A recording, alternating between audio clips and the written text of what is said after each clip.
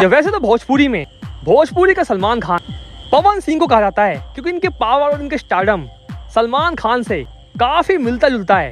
और कैसा हो अगर आमने सामने सलमान खान और पावर स्टार पवन सिंह का आमना सामना हो जाए।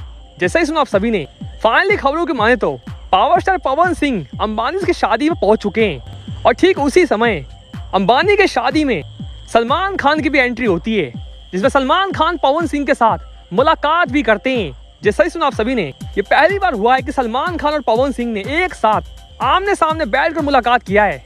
हालांकि नो डाउट एक को अगर बॉलीवुड का सलमान खान कहा जाता है तो दूसरे को भोजपुरी का, और इन दोनों सुपरस्टार्स के स्टारडम और पावर शायद अपने अपने इंडस्ट्री में बरकरार है।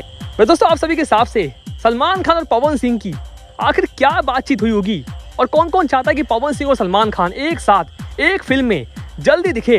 अब कमेंट बॉक्स में बताइएगा और वीडियो इतना ही, मिलते नेक्स्ट वीडियो में। धन्यवाद।